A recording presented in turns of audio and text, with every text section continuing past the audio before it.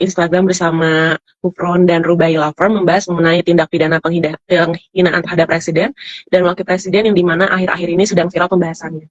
Sambil menunggu pembahasan dimulai, saya izin menyapa followers terlebih dahulu. Dan saat ini kita juga sudah terhubung dengan narasumber kita, yaitu Bapak Dr. Gufron SHMH. Sebelum kita mengupas tuntas mengenai tindak pidana penghinaan terhadap presiden wakil presiden, saya akan perkenalkan narasumber kita terlebih dahulu. Bapak Dr. Gufron SHMH adalah managing partner di Gufron dan Rubai Law Firm. Gufron dan Rubai Law Firm ini berlokasi di Surabaya dan merupakan firma hukum yang memiliki spesialisasi hukum perbankan, hukum keuangan, hukum kesehatan, hak atas kekayaan intelektual, hukum ketenagakerjaan, hukum asuransi, dan juga real estate law. Baik followers, seperti yang kita tahu, setiap orang berhak atas kebebasan mengeluarkan pendapat berdasarkan amanat Undang-Undang Dasar Negara Republik Indonesia tahun 1945. Namun, tidak jarang ditemukan di mana seseorang mengeluarkan pendapat atau kritik yang tanpa memperhatikan batasan yang harus dijaga, sehingga menyerang harkat dan martabat diri seseorang. Nah, maka dari itu, pada live Instagram kita sore ini, kita bertujuan untuk memberikan pemahaman kepada masyarakat mengenai bagaimana sih ketentuan hukumnya dan batasan yang perlu diperhatikan dalam menyampaikan kritik, sehingga dapat dikategorikan sebagai penghinaan menurut hukum. Akan untuk memberikan selayang pandang tentang yang pertama, bagaimana ketentuan hukumnya, Pak, yang perlu diperhatikan dalam mengeluarkan pendapat. Terima kasih Mbak Rifda, para followers yang saya hormati, saya sayangi. Saya senang sore ini bisa ketemu dengan para follower, terutama terkait pembahasan yang topiknya ini tidak saja seksi, tapi menurut saya juga sensi ini. Oleh karena itu, ini adalah diskusi yuridis pendekatan normatif. Pertama, apakah ketentuan yang harus diperhatikan jika kita hendak mengeluarkan pendapat di depan umum? Tentu kita berangkat atau bertitik tolak dari pasal 28 Undang-Undang Dasar 45 yang menyatakan bahwa kemerdekaan berserikat, berkumpul, mengeluarkan pikiran dan dengan lisan dan tulisan dan sebagainya ditetapkan dengan undang-undang. Jadi pada prinsipnya bahwa mengeluarkan pendapat itu bagian dari yang dijamin oleh konstitusi. Tetapi tadi disebutkan bahwa kemerdekaan mengeluarkan pikiran baik dengan lisan maupun tulisan ditetapkan dengan undang-undang.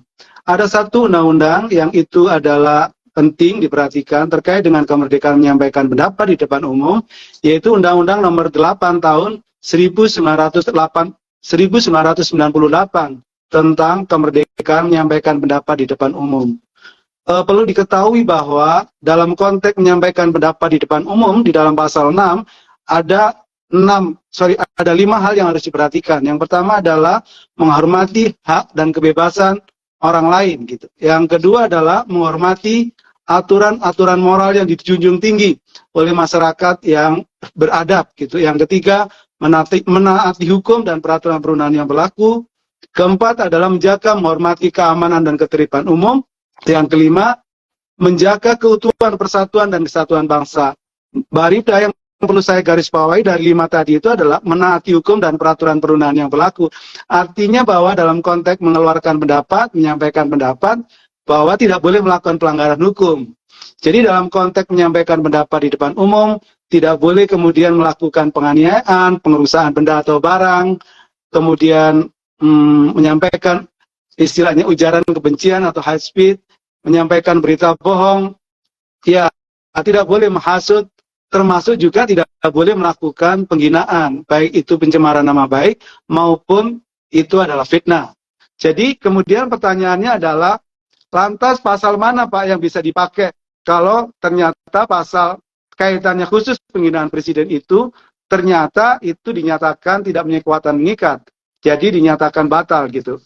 Setelah saya pelajari, saya telusuri, ketemu Mbak Rifda itu ada pasal 316. Dalam konteks pasal 316 sebenarnya masih kaitan tadi dengan pasal 310, pasal 311 tadi kaitannya pencemaran nama baik dan kaitannya dengan fitnah.